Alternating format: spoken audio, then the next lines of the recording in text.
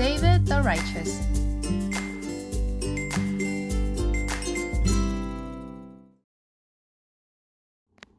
Saul told David that he would not chase after him anymore. However, David, who had always been running away from Saul, was afraid that Saul would change his mind, so he ended up leaving Israel. David and the people who were with him ended up living in a neighborhood called Ziklag in Philistines. A year and 4 months passed when a problem occurred.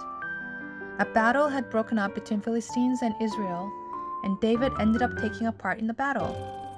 David was perplexed.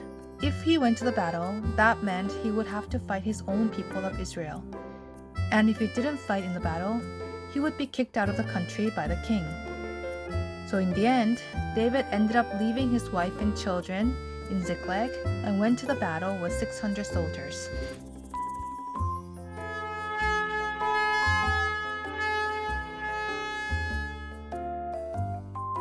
But the kings of each region of Philistines disapproved of David on the battlefield.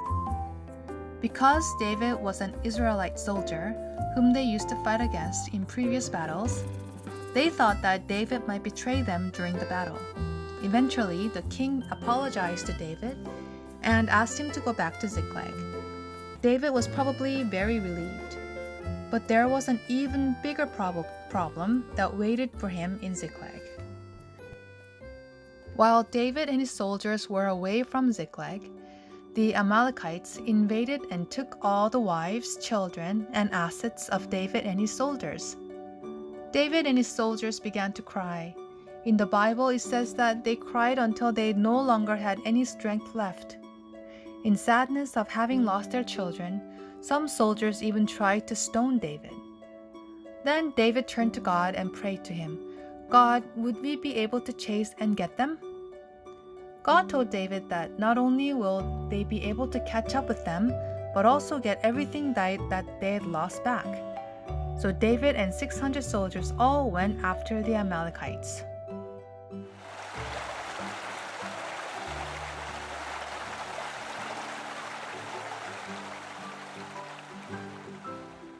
But some of the soldiers who had walked everywhere due to the battle were too exhausted from crying so hard.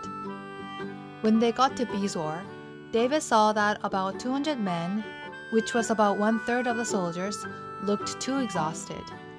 So David left the 200 behind and went after the Amalekites with the remaining 400 soldiers. And with the help of God, they got back their wives, children, assets. They were on their way back home after the victory. The 200 men who were left behind were waiting behind in Bezor. They must have felt really bad. One of the 400 men who went and defeated the Amalekites said, "Those 200 men weren't with us. Let's give them back just their wives and children, but not their assets." After all, what he said doesn't seem too wrong.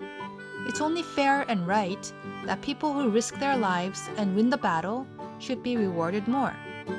But instead, David said, "We won the battle not by our own deed. God allowed us to win, so we cannot do whatever we want with the gifts that God has given us." David gave back the reclaimed assets to the 200 people who weren't there to fight, and actually made it into a law in Israel that whatever is gained through war be distributed equally. What do you think of the story? Some people say, "I worked hard for this, so I deserve this." And they boast of their abilities and compare themselves with others. But David believed that his abilities and talents were not given to him by himself, but by God. I hope that when we think of justice and righteousness, we are able to say it was God. And if we believe that God gave us our abilities, we would learn to appreciate and share more than complain and be resentful.